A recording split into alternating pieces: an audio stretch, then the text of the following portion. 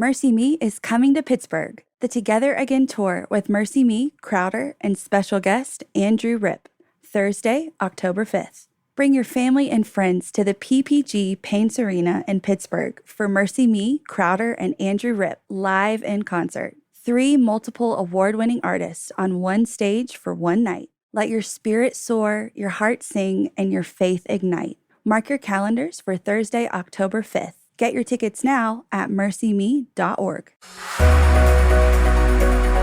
It's exciting that the business boutique was made for you. I know that I can make a difference in people's lives, and I want to do that. Hearing a lot of what other people are going through is really healing in a sense and motivating as well. I have the world in my hand, and I can do whatever I want to. Learning from some of the top leaders who can make these dreams a reality is just so exciting. It ignited a passion in me to know she can do that, we can do that too. I'm so blessed to have heard the podcast that led me to this moment.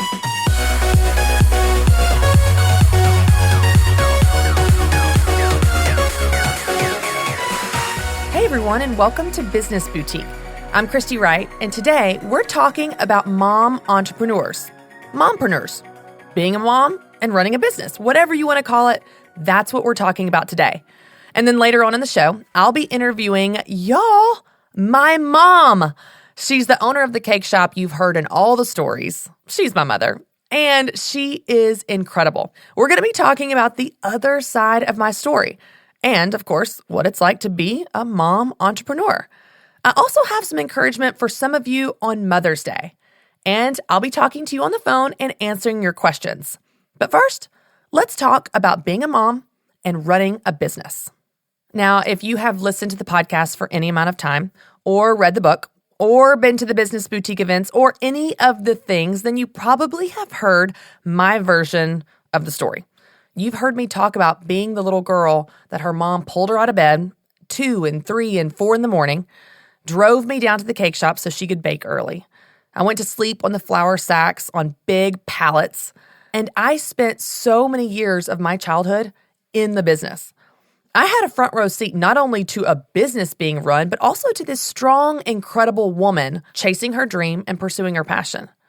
But y'all, there were times when it was really hard. I remember going down to the cake shop one morning at 3 in the morning. It's still dark outside, and the cake shop had been broken into. And we're scared.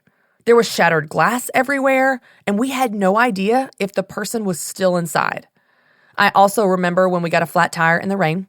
I remember when we got locked out of the house and we didn't have any money, or, by the way, a cell phone at that time. There were some great memories of growing up with a single mom as an only child and growing up in the business. But of course, like anything in life, there were also a lot of really hard ones. And now I can tell you as a mom myself of 2 little boys, I sympathize with what mom went through. I can't even imagine how she did it. She didn't have even half of the help that I have. She raised me and made a way for us all while running a business. So I want to talk about that. I want to talk about what it's like to start and build a business while being a mom. Now, whether you're a single mom or just a tired one, this episode is for you. And let's be honest, is there such thing as a mom that is not tired? I don't think so. So let's talk about how you can win in business and in your family. There are 2 things specifically that I want you to remember and keep in mind as you chase this dream while also, by the way, chasing a few kids around. Number 1, you cannot do it all. You cannot. You cannot do it all. This is not an error in the editing of the podcast. I'm repeating myself again and again. Hear me loud and clear. You cannot do it all. This is that moment from Good Will Hunting where Robin Williams says to Matt Damon, "It's not your fault. It's not your fault. It's not your fault." Do you remember that moment? This is what this is. You cannot do it all. You can't. I know that you think you know that, but then you still strive and try and fight so freaking hard to do it all. And when you don't, because, like I said, you can't, then you feel guilty. You beat yourself up. You talk about all your failures all over social media under the banner of vulnerability, #Brene Brown. Now, y'all, I'm all about vulnerability. I am a super fan of Brene Brown, and I'm all about being authentic. But that's not what some of you are doing. Some of you are broadcasting insecurity. and you're just being downright self-deprecating. You're all about public shaming, but the worst part is you're the one doing the shaming of yourself. Y'all, you can't do it all. Not in business, not in life. And the women that do well in business and in life know that. They know they can't do well in everything. So here's what they do. They pick their things. And for everything else, they get help. They have someone else do it. They hire someone. They barter for services. They ask for help, you name it. Or if they don't get help for it, they say no to it. Now let's use an example because y'all, I do this. I have learned that I can't do everything. So I pick my things and I do those things well. And for all of the things that I don't pick, I either get help or I say no. So for example, here are some things that I have help with. Number one, my mom often watches my son for a date night so Matt and I don't have to pay a babysitter. Now, obviously, if you don't have family in town, that's not an option for you. But we're really blessed to have my mom 3 miles down the road. Plus, she loves hanging out with her grandkids. So we take advantage of that and I have help. I also hire someone to deep clean my house 2 times a month. Like I have 2 toddlers in the house. I cannot keep this place clean. I've got to have help. We also have a landscaping company that comes and does something to our yard 2 times a year. I say something because I don't know what they do. I think during one season they poke holes and put seeds in, and the next season grass is supposed to grow. You got to ask my husband because clearly I'm not involved in this aspect. But you know what? By having a landscaping company come, that frees up time for my husband and I to not have to do yard work. I also have team members that do web development and marketing and podcasting and design and lots of other amazing things that I don't have time to do or even remotely know how to do. Another example would be my husband watches our boys when I travel. Or something as practical as having an Amazon Prime membership. Amazon Prime delivers crap to my doorstep in 2 days so I don't have one more errand to run. Y'all, you can look at this from so many different angles, but I have a lot of help. Now, you can feel bad about that, or you can be proud of that. Because since I made those choices to have help in those areas, I'm able to pick the things I want to do, and I can do those things really well. I don't live my life constantly focusing on everything I'm not doing, on all of the ways that I'm failing, on all of the things I didn't get to. Instead, I just acknowledge up front, I can't do it all. So since I can't do it all, I'm going to have help with some things, and then I'm going to do the things that I focus on really well. Now, in addition to having help, there are also a lot of things that I just simply say no to. So here are some things that I don't do so that I can do the things that I want to do. Like, for example, be a great mom and be a great business leader. One example would be, I don't worry about putting toys away. Let's just be honest, y'all. Those 9 million things are still going to be drug out the next day, so why don't I just leave them there overnight?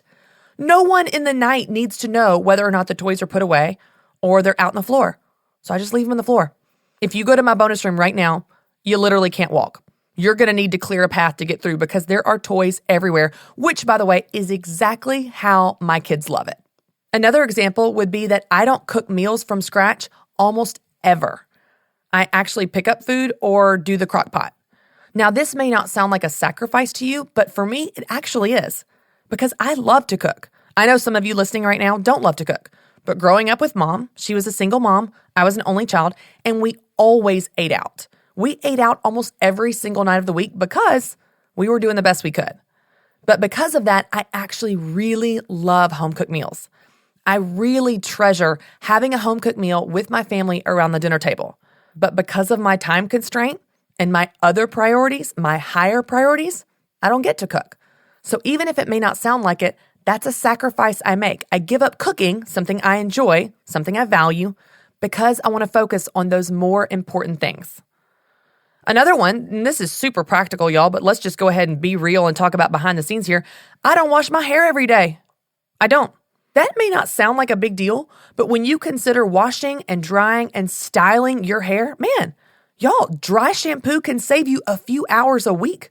You know what I can do with a few hours a week? A lot of things. I bet you can too. I also, by the way, don't hang out with my friends except maybe 1 to 2 times a month. And I don't go to coffee with people that want to pick my brain. Ever. I say no to those things. Now, there are a lot of things I don't do. There are a lot of things I say no to. And because I don't do a lot of those things, I can do other things really well. I love my family really well. Not just in theory, I love them actively. For example, when I get home from work, I don't vacuum and scurry around like Martha in the Bible with a checklist of tasks. You know what I do every day? Literally, this is what I do. True story. I run upstairs to change out of my work clothes and my big earrings, because let's be honest, having a toddler, he's just going to pull them. And then I come back downstairs in comfortable clothes, and immediately I get on the floor and wrestle with my boys. We do flips and tricks, and I do this weird thing, I'm sure you guys have this, that are just funny inside jokes with your family. But I will actually beat on the floor and say, here I come, here I come, here I come. And y'all, my boys squeal and run. They run across the floor and jump on the couch trying to get away from me. They get so excited. I'll push them around in laundry baskets through the hallway, or I'll make up ridiculous games like kitchen bowl races where I truly race them around in mixing bowls.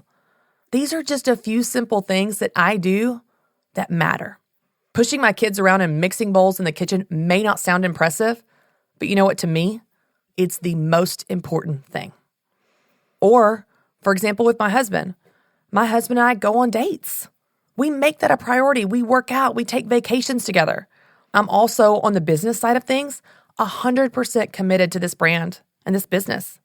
I work weird hours. I wake up early. I stay up late. I travel and do everything I can to grow our impact and help as many people as possible.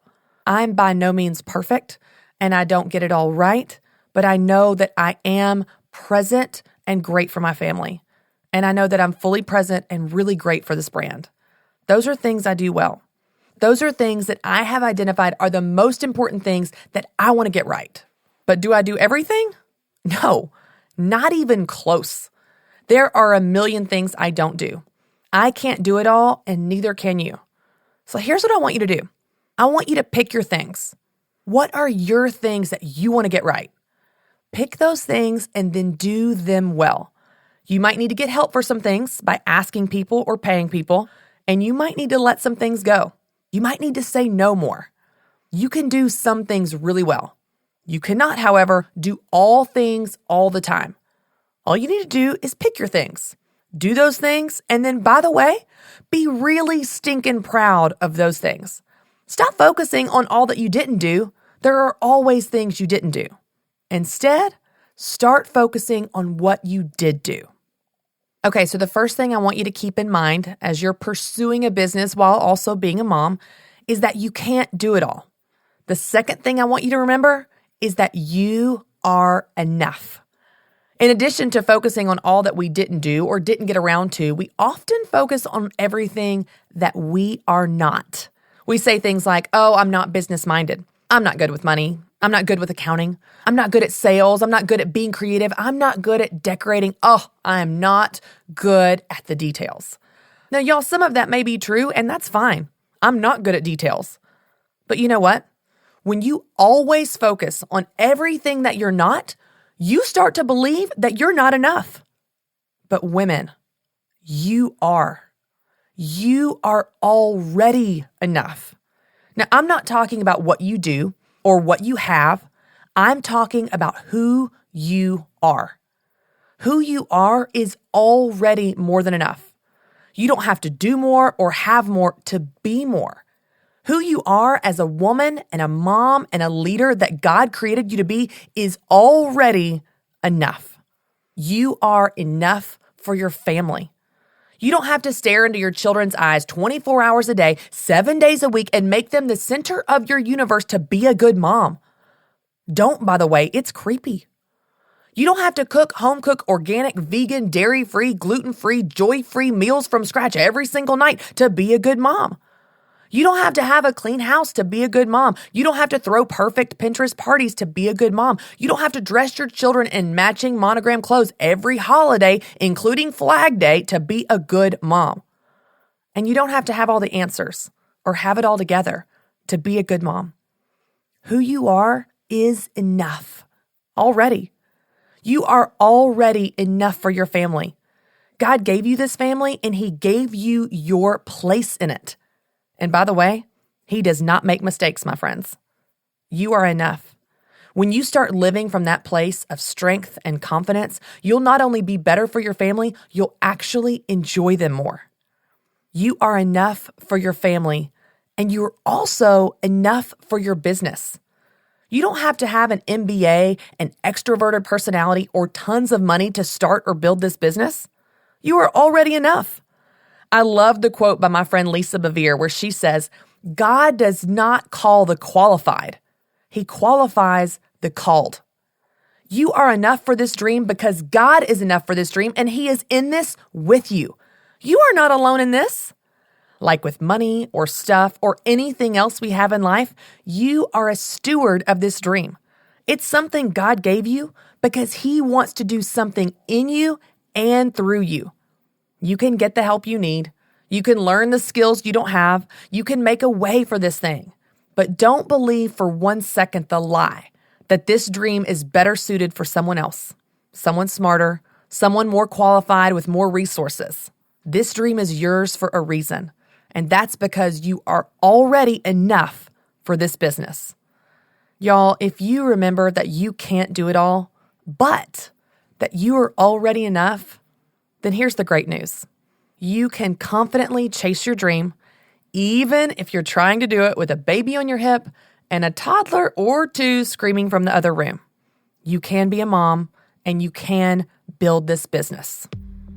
Now, if you are listening right now and you don't have a business, but you want one, y'all, I'm so excited to tell you about my brand new course, Business Idea Bootcamp. This is for those of you who are dreamers. You want to do something, but you're not sure what your idea should be. I created this course specifically for you. Now, you might be the type of dreamer that has no ideas at all. I walk you through how to brainstorm all of the ideas from the most important areas in your life. Or maybe you're the opposite type of dreamer and you have 500 ideas a day and you need help narrowing down those ideas. In this course, I walk you through how to test all your ideas to find your best ideas.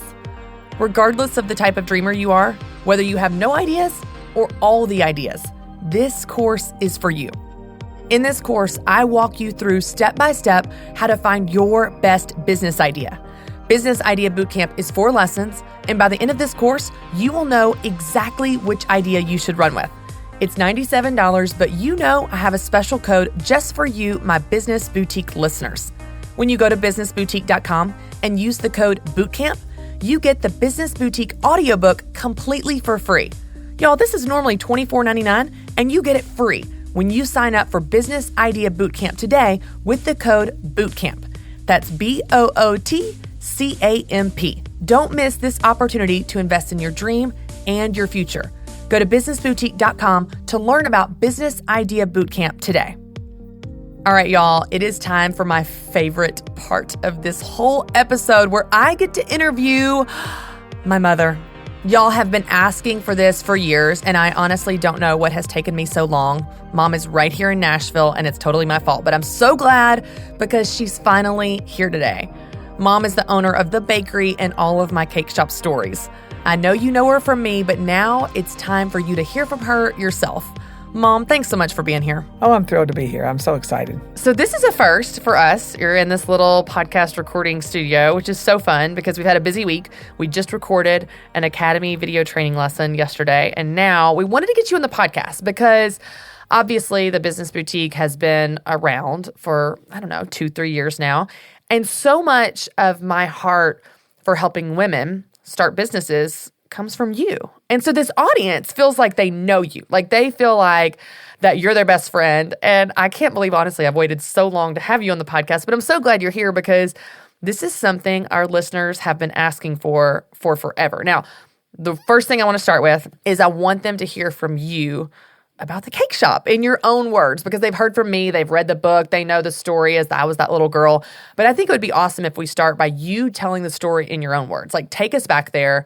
You're 32, 33 years old, you have a baby, and you decide to do something different. Like you'd worked in corporate America, you'd never started a business before that I know of. Anyway, take us back to that time and how you got the idea to start a business and how you did it. Like, how did you even come up with this idea in the first place? Well, when I first started thinking about all of my options, what was I going to do? Because it was a whole nother world, a whole different space and time about what I was able to do. Before this, I had been traveling on the road for a business. It was a big grocery store business. And so I would actually travel and I would stay overnight and I would open up new stores. Like if it was a big, huge new grocery store had been built, I would go in and start it up and teach them how to do all the things in the bakery deli. The only problem was that was not an option at all. It could not be an option because I did not ever want to be away from my little baby at night. And with being alone, of course, it really wasn't an option anyway, that easily to be able to do it. So one thing that I knew that I had an edge about, and that was the fact that I had started so early as 15 years old in a little bakery shop, and I had been kind of a well-rounded bakery experience doing different things, pies and cakes, and I knew that I could focus on one thing, which was the cakes. So you thought, okay, cakes. I know cakes. You'd worked in a bakery when you were 15. You thought, I can do this. What was your game plan? How did you even know where to go or what to do? You didn't have equipment. You didn't have a business plan. You didn't have help. Like, how did this even start? How did you even choose your location or any of that stuff? Nowadays, you can go into a business and there'll be several businesses inside the same building. Like it could be 2 different businesses. That's really normal. Back then, of course, it was very, very unheard of. And so I realized that the best thing that I could do, there was a huge department store that was very, very famous in the middle of downtown Nashville. And it was very, very popular and everybody loved it. But I had noticed that it was going out of business, and they had this little bakery in the basement that you could go down and have pies and cakes. And so I called them and I said, how long would it take for me to be able to get a birthday cake? I just want something written on something that you already have.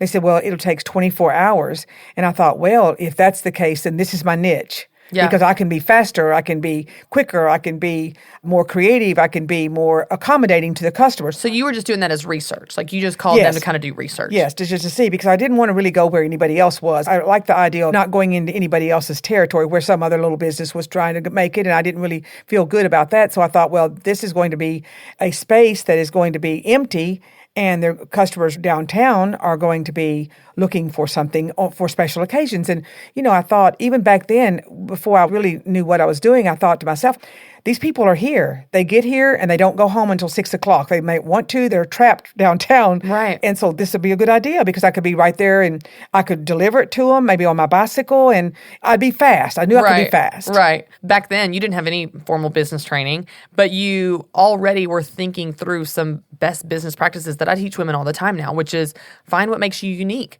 You made that phone call and you're like, how long will it take me to get a cake? They say 24 hours. You're like, well, I'm faster than that. I can do this better. I can do this faster. And so instantly you're thinking through your edge and what sets you apart from the competition, and even finding a location where there weren't competitors. Like all of these things, it's just so cool to see that you were doing intuitively back then what is best business practices today, So you had the idea, I'm going to do a bakery, I'm going to do it downtown. Then what? Like, what was next? Well, then I just started driving around all over downtown Nashville and trying to find a little tiny place. I knew it was going to have to be tiny. I knew that's all I really needed was something really small. So I found this little shop. It was called Candyland. It had 2 big windows, and I noticed one window was kind of dusty and kind of sad and kind of had some leftover Christmassy things, even though it was like January. I thought, well, maybe that would be a good place. And so I thought I could maybe just fit in the window, and then I could look like a mannequin that was just kind of had come alive and was just in the middle of downtown Nashville, and maybe I should just try that. And I just breezed in and said, I would like to talk to someone about leasing your window. And they were like, what? And I said, yes, I want to lease your window. I said, I want to make cakes in your window, and I think it'd be great to coordinate right along with the candy, the little fancy sandwiches, and the soda shop. And I said that I had previously owned a bakery and that I would like to start a business inside their window, that they would not have to do anything at all. All they would have to do is just let me get in the window, and that I would make the cakes, I would ice the cakes, I would decorate the cakes, I would box them up. They could ring up the people, they could control all the money, and that I would give them a percentage of everything that I made, and that I would give them a flat rate as well, and that would they do it? And they said, the owner's not here right now, of course, but the owner was really there, but there was other owners involved. And so they said, well, maybe you need to have a meeting. And they're very, very busy. I just don't even know when they could possibly ever get to talking to you. Like, please just get on out of here as quick as you can and take your ridiculous idea with you. Yeah. And so I said, well, maybe just when would we, 3 weeks? I said, 3 weeks is perfect. Perfect. Really. I'll be back. Like, what time? They said 10 o'clock. I said, okay. So when I arrived back with real cute little samples of the cakes that I plan to leave with them, for them to all to eat,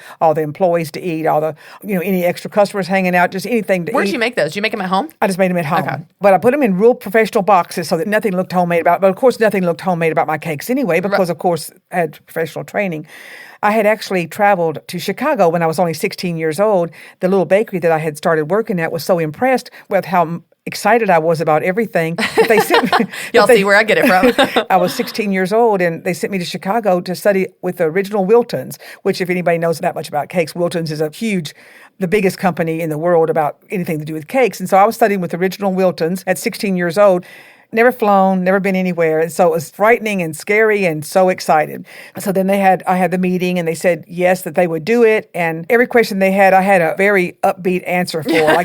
I made them think that there was going to be absolutely no problems for them. They had to do nothing. Right. So I think that's very important, because sometimes it's like, if you ever called somebody and they say, what you need to do is you need to do this, and then you need to go online, and then you need to find the number, and then you need to call us back. And I had all the answers. I just had all the answers, so it'd be real easy for them. Well, every question they had, it was like you had an answer, even if you weren't sure before they asked it what that answer was going to be. Like, you're so quick on your feet, and I've seen you do that before, but they'll ask a question you've not even thought through, and you just come up with something on the fly, and you're so good about that. Well, I felt like that they were, of course, extremely apprehensive, to say the least. Because this wasn't normal, like you said. Like, people didn't do this. No, even the whole concept of the fact that people think that decorated cakes would not be enough of a business all by itself. They can see a bakery with all the different products, but just to come in on one product and make that your specialty, but it becomes, in people's minds, it's like that's the go-to person for that one thing. That's all. Which is so interesting, because, I teach that. Like, a lot of times people think when they're starting out in business, if you have a niche focus, that you're eliminating so much of the market, or you're eliminating so much of the potential. But really what you're doing is you're branding yourself in the customer's mind as, just like you said, the go-to source for that thing. Oh, that's the cake lady. Oh, that's the, whatever the thing is. And you did that. And it's so funny too. I remember you talking about, they asked you about like how you would build out the space.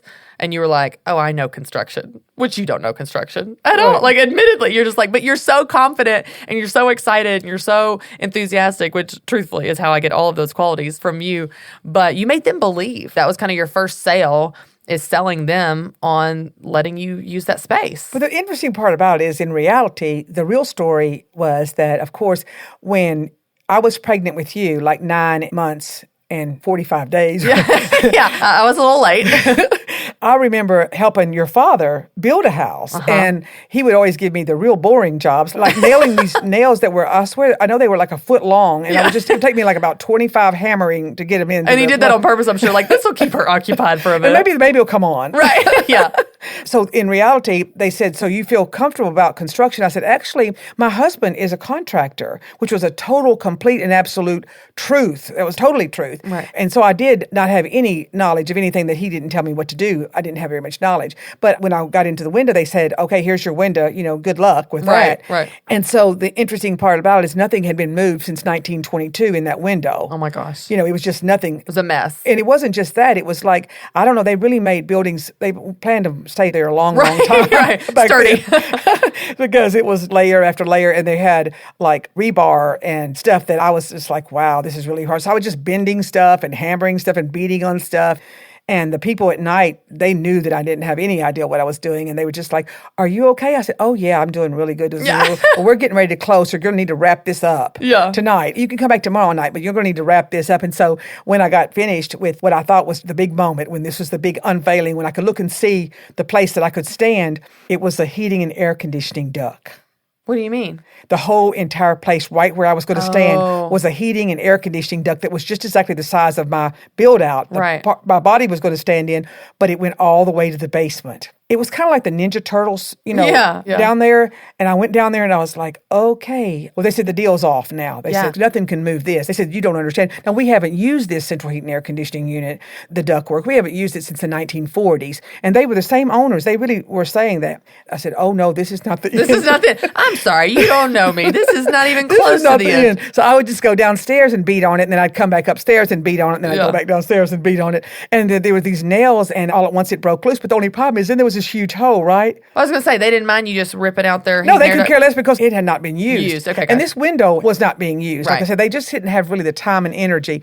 But you did. But actually, it was so interesting because once I got it done, there's this huge, huge hole that was, I'd say, about 3 foot wide and about 2 foot deep or whatever, but it was gone. I worked on it night after night after night. That was my job that night, just to hammer and beat on it with my sledgehammer. Yeah. So when I got it all off, all I did was just go to Home Depot and get a piece of wood and just lay it right over top of the hole, and that's where I stood. That's where you stood. For the next year, almost a year when I was in there in that window, just decorating away like I was safe and sound. Oh, yeah. Just made it work. I love that because that's the number one thing I always say about you is you're so persistent. And I am so persistent. My team would vouch for that. They're like, golly, like it's like she just let it go. Let it go. Seriously, when you should let it go, give we it up. still won't give let it up. go. Like so hard-headed and so persistent. But it really pays off and things like that because where other people give up, we don't. We just keep trying until there's a way. Okay, so you obviously were persistent to get through these challenges. You had your idea of starting a cake shop. You found a place.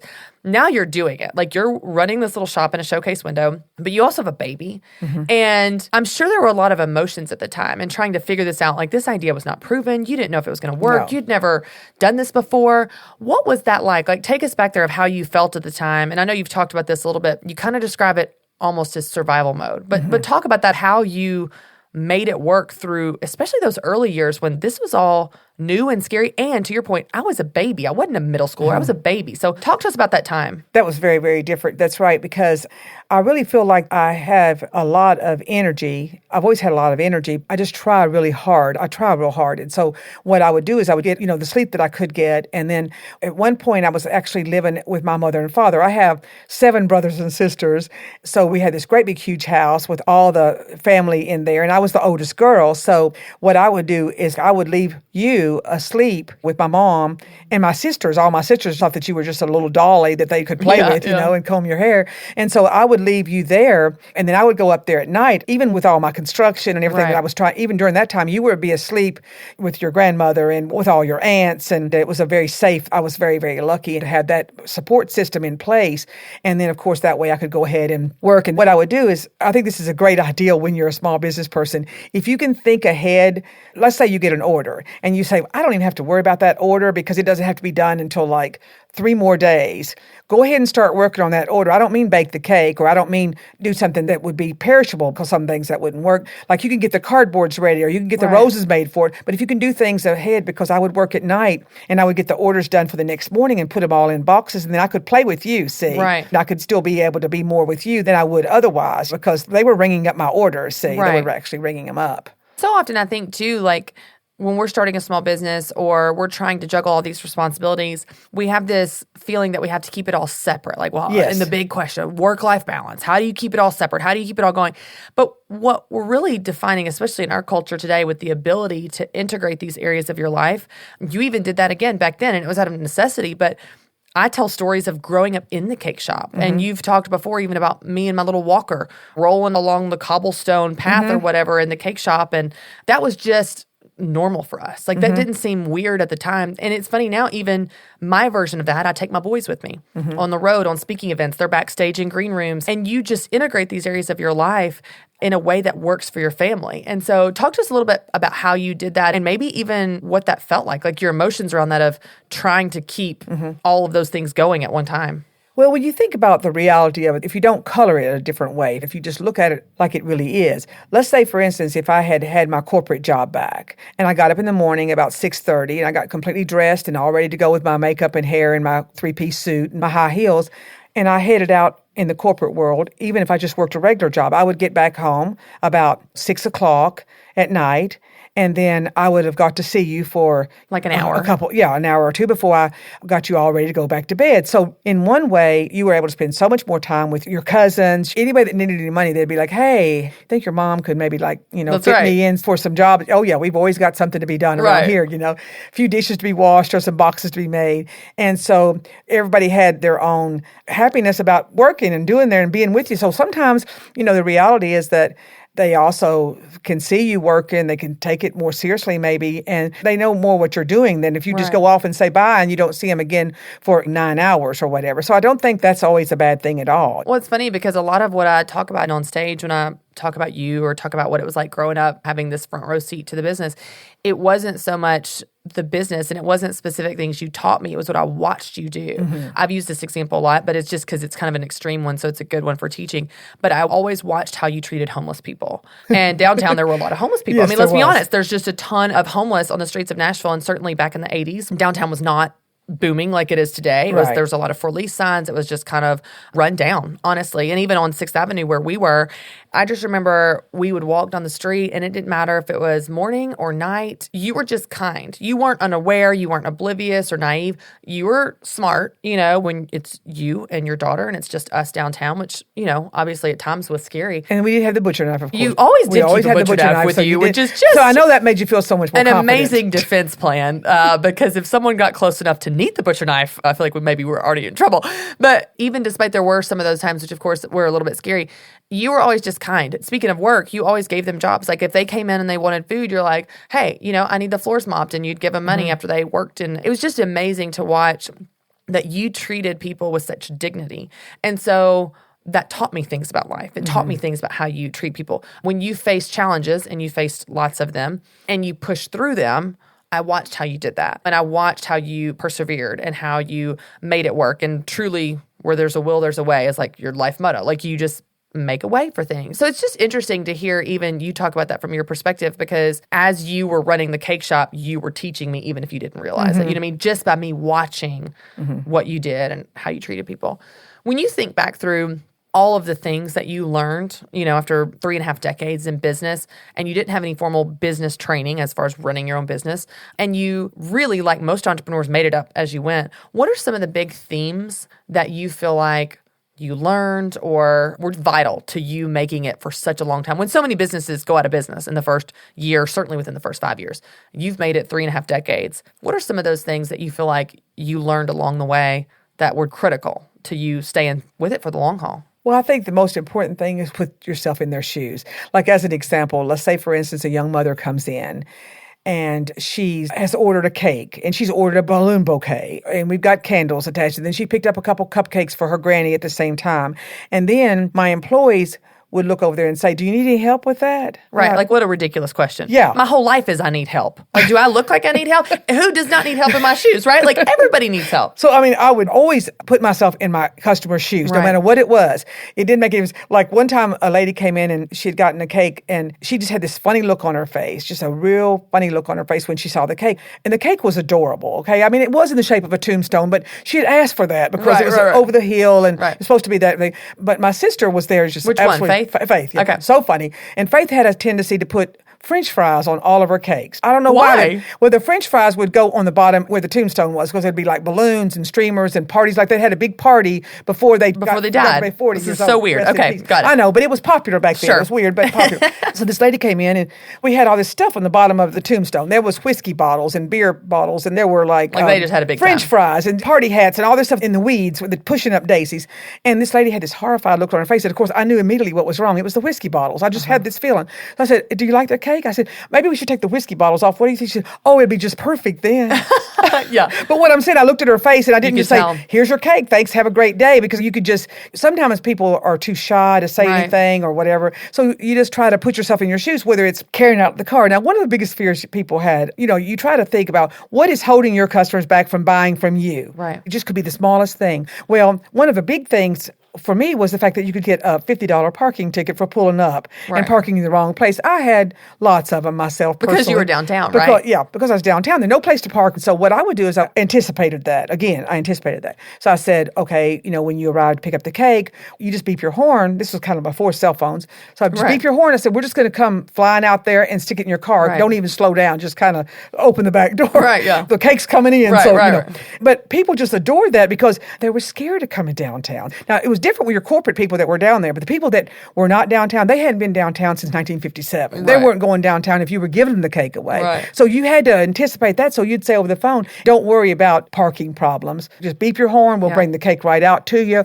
We'll put it in the car. They didn't have to do anything. They were just gone. So anticipate what might be holding your customers back from buying from you.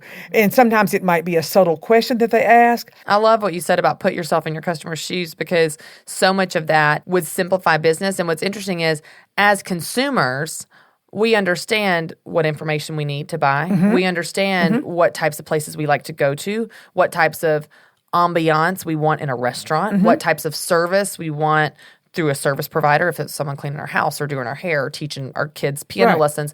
We understand as consumers. But then when we run a business, sometimes we neglect to transfer that knowledge and use that to our advantage. So much of it can be simply putting ourselves in our customer's shoes, like you said, and thinking, what are the things that we love? And how can we create those experiences for our customers? If you can do that, if you could have that gift of empathy, of putting yourself in your customer's shoes, decision-making becomes so much easier. Because instead of saying, what do they want? I've got to guess. I'm not sure. You just say, well, what would I want? What would I want if I was driving downtown to get a cake and I have 3 kids in car seats and there's no parking? You know what I want? I'd want someone to bring the cake out to me. Oh, well, then that's what we'll do. We'll just simply offer curbside service.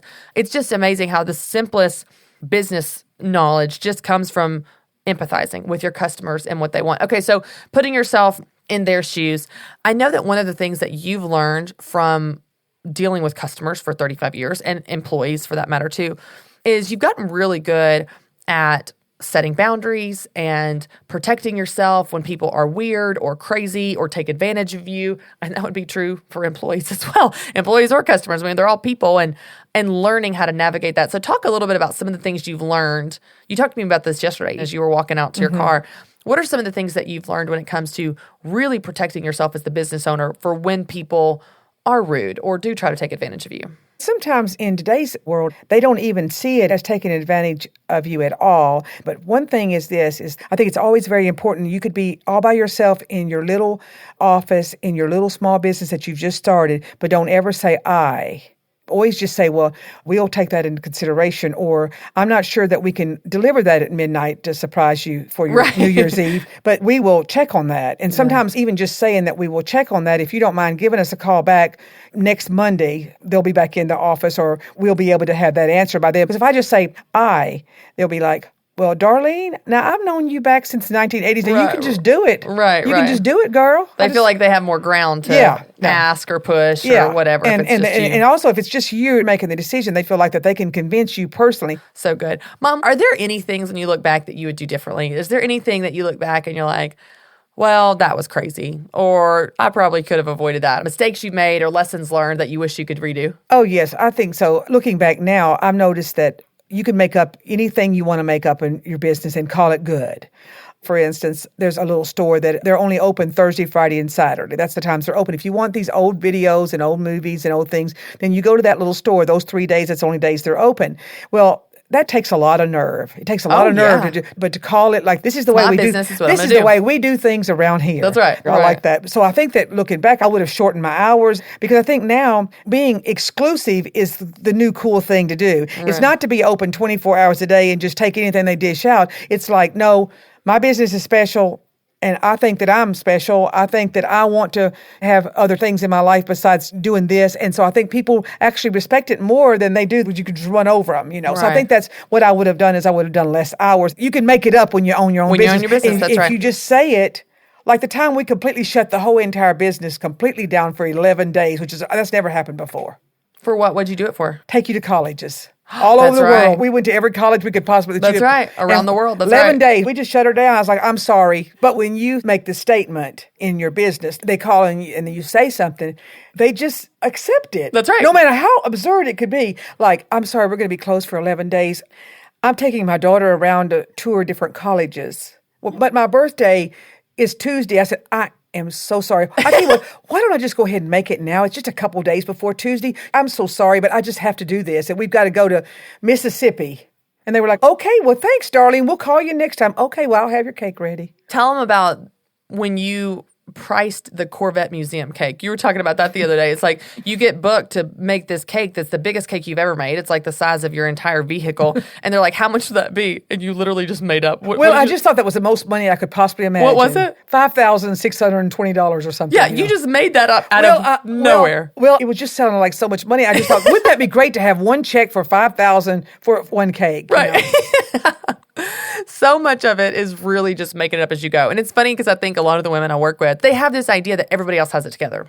There's some club of real business owners and I'm not in it, you know, and they have all the answers and I don't. And they have it all together and I don't. It's like, no, everyone winning in business at any level is doing the same thing. We're all making it up as we go. We're all doing the best we can. And sure, you want to learn best practices, but like if you get a call for a Corvette Museum cake, and that cake has never been done before. Right. Then where does that price come from? You make it up because you're the business owner and you can make up anything you want to as the business owner. And I also could make up how much I could do for $5,000. So it wasn't like they said, we're going to send you a blueprint and this is what you're going to have to do, because that would have been a little different of a story. You know? Right. But I think that if you can also know that people, I think they have a lot of respect for the honesty of it. Because sometimes they'll send me these fabulous cakes that are amazing that I really can't even do. And I'll say, you know, I'm just really not that good.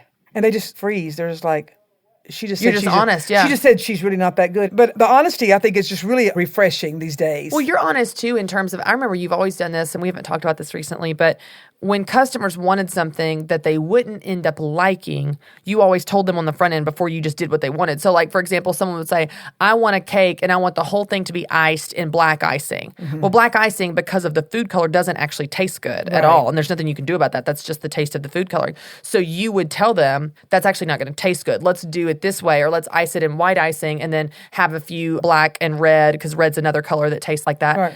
Have some of those accents, and you would kind of train them on how to create something that they would like. I could also project what was going to happen at their party when all of their guests looked like vampires. Right.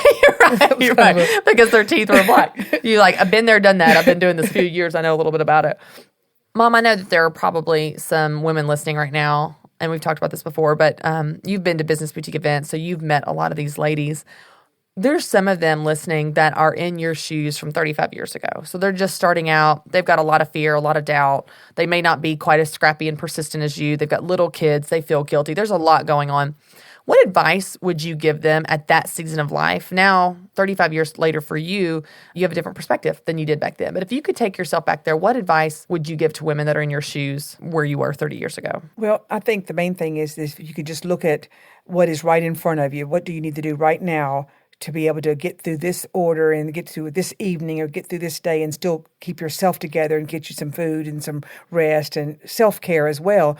But to think in terms of just exactly how do I put one step in front of the other that I need to do that's real immediate, and then you can look a little bit longer range later. Because once you do it, then it becomes easier and easier and easier because people are like, I want another one of those, or I really appreciate you doing that. And the reinforcement is so encouraging to you. Before, you're just facing a wall. You're just imagining what it could be like if customers liked you and they wanted what you had. So it really is kind of like pushing that first domino down. It's like the rest of them fall very easily if you just do what's right in front of you.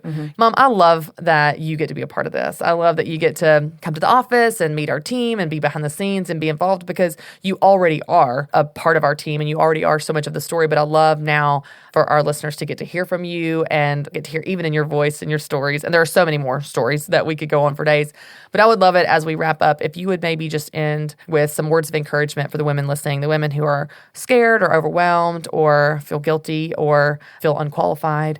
Maybe leave them with some words of encouragement from you. Well, you know, when you think about it, all you have to do is imagine that every single business, no matter how huge it is today, no matter how powerful and strong and big, that it all started out in a very, very small way. When you hear the backstory of lots and lots of businesses, not just my little business, but lots and lots of businesses, is very encouraging because when you start interviewing them, they'll say, well, I just thought of this, and then I did this little thing, and then this little thing, and then that's the reason why it's so encouraging for anybody to look back at any businesses to see how they started. Yeah, I think the big, impressive things in life always start as small, unimpressive things. And at the time, they feel so small and unimpressive, but you have no idea what they can turn into. Mom, thanks so much. Thank you, seriously, for not only your story and all of your hard work in the cake shop, which so many people are so familiar with, but thanks for taking some time to come in and hang in our office with Chris Wright and the Academy production team and all of the people this week to It was just let them hear from you and hang out. It was so wonderful. Thank you so much for having me here.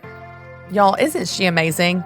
She's been here this whole week recording things for me, everything from this podcast to an Academy video training lesson where she taught some amazing insights on how to run your business. And I can tell you, being on camera for the first time is intimidating, but she absolutely rocked it.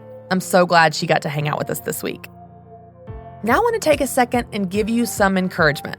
Mother's Day was this past Sunday, and whether someone celebrated you or not, I want to celebrate you. And more than that, I want you to celebrate you. You know, I posted something on social media a few weeks ago that self-care is more than a pedicure. And y'all, I want you to change your thinking about self-care for a minute. In honor of Mother's Day, I want you to think about what it means to take care of yourself. It really is more than a pedicure. It's more than one girl's trip or buying a new outfit or a spa day. Self-care is a lifestyle. It's an identity, meaning that you love yourself all day, every day. You value yourself. You charge for what you're worth. You protect yourself with boundaries. You think nice thoughts about yourself. By the way, the implication of that is you stop beating yourself up in your thoughts.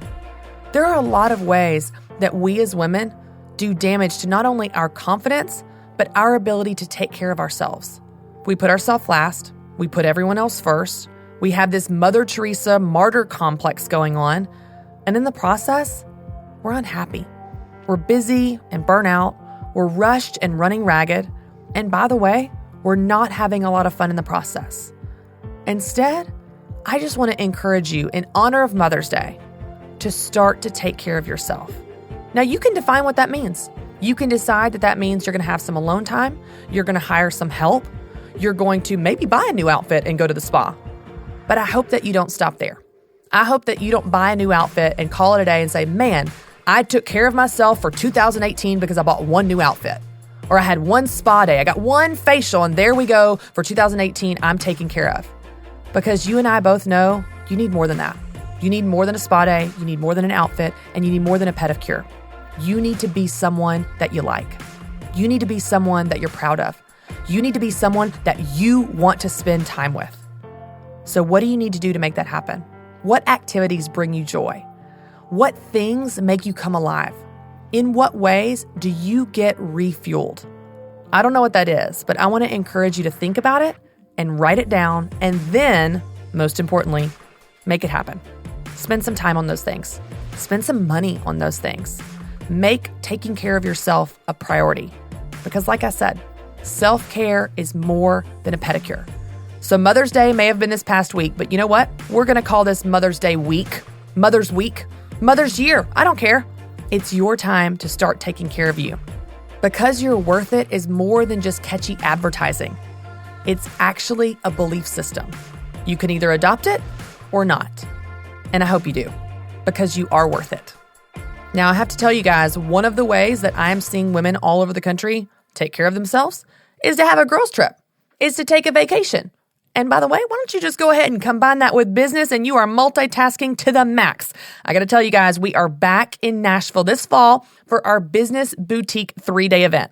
We'll be here in Nashville November 1st through the 3rd, and I'll be speaking as usual with an amazing lineup of speakers. Let's just talk about who's going to be there.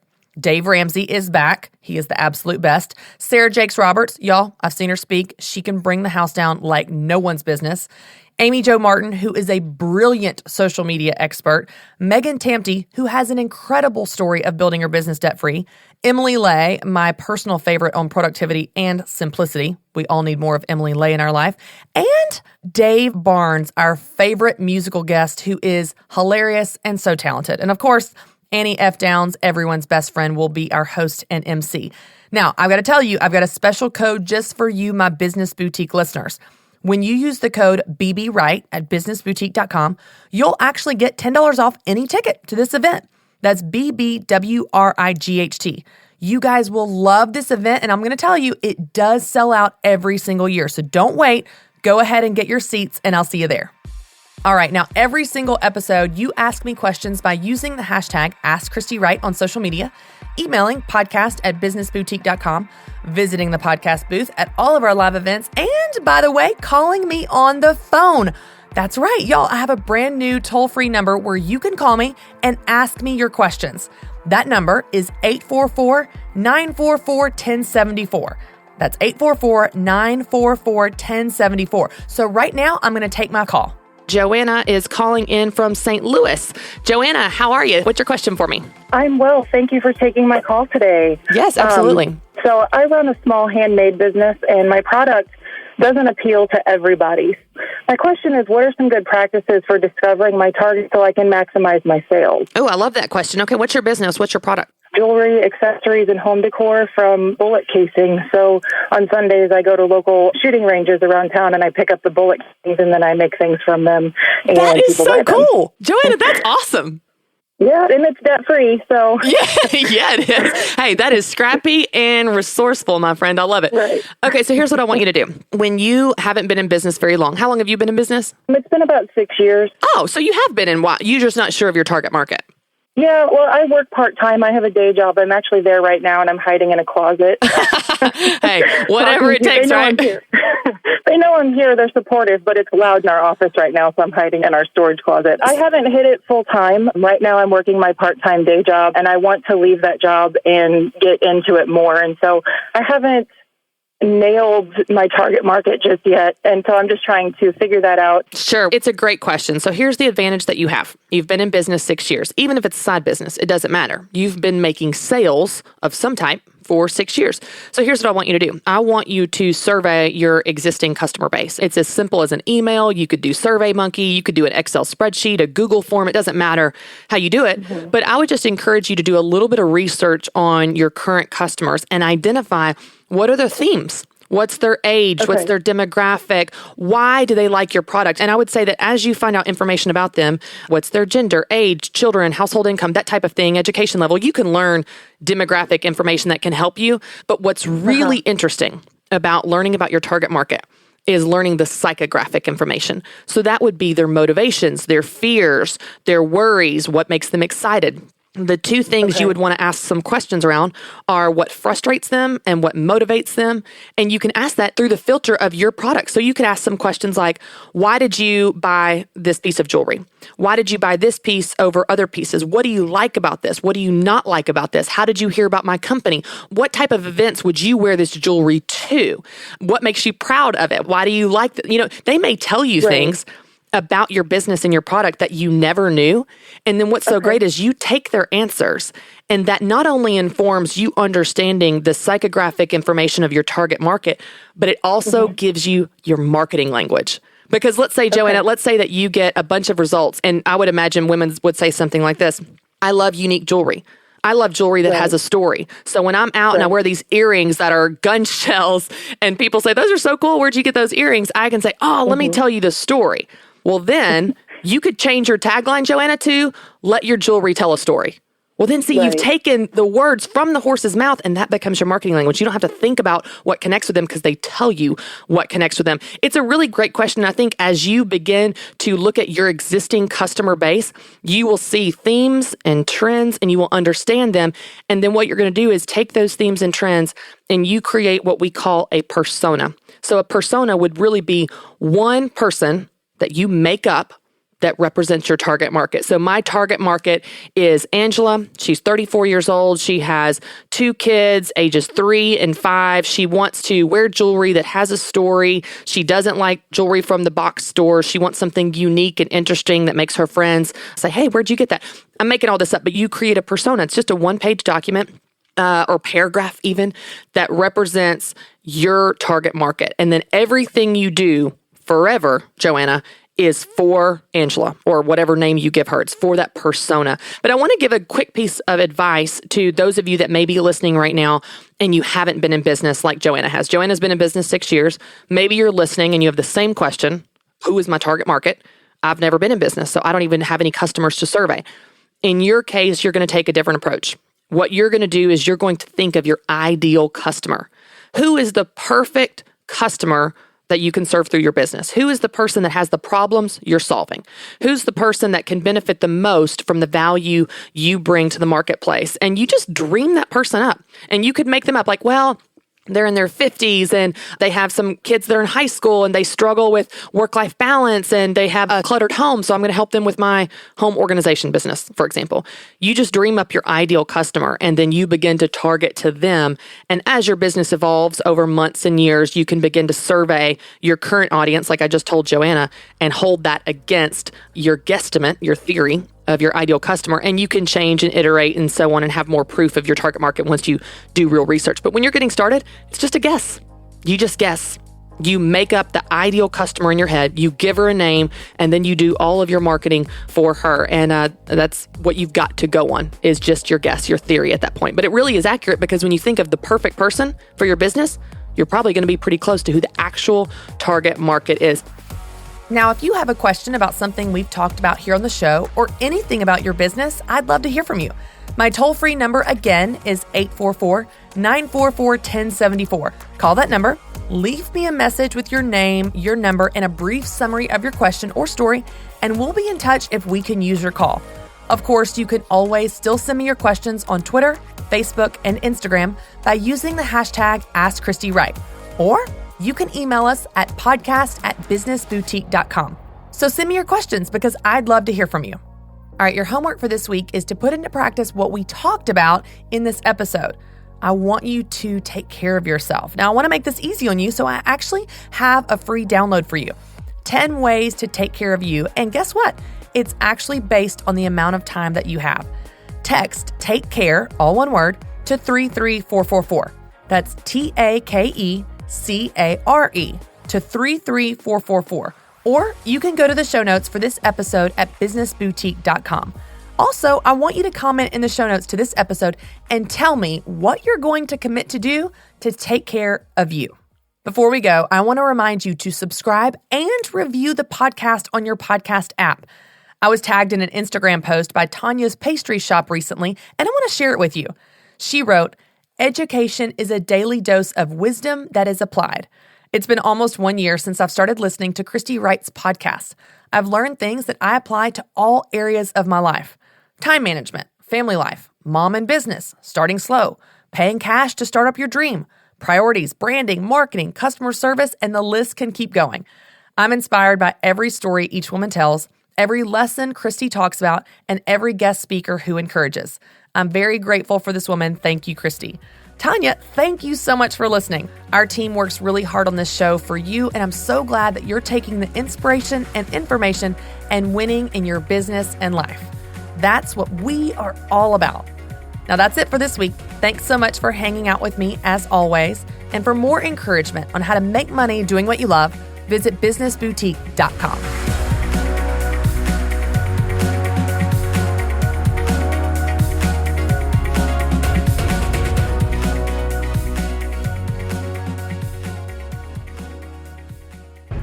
Hey y'all, if you enjoyed the Business Boutique podcast, I want to tell you about the Ken Coleman Show. According to a recent Gallup poll, nearly 70% of Americans are disengaged at work. If you dread going into work every Monday morning and you're just trying to make it to the weekend, the Ken Coleman Show is for you. Everyone has a sweet spot. Your sweet spot is at the intersection of your greatest talent and greatest passion. We will help you discover what it is you were born to do, and then we'll help you create a plan to make your dream job a reality.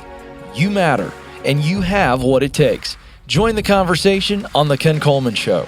To hear full episodes, search Ken Coleman in iTunes or go to kencolemanshow.com. Mercy Me is coming to Pittsburgh. The Together Again tour with Mercy Me, Crowder, and special guest Andrew Rip. Thursday, October 5th. Bring your family and friends to the PPG Paints Arena in Pittsburgh for Mercy Me, Crowder, and Andrew Ripp live in concert. 3 multiple award-winning artists on one stage for one night. Let your spirit soar, your heart sing, and your faith ignite. Mark your calendars for Thursday, October 5th. Get your tickets now at mercyme.org.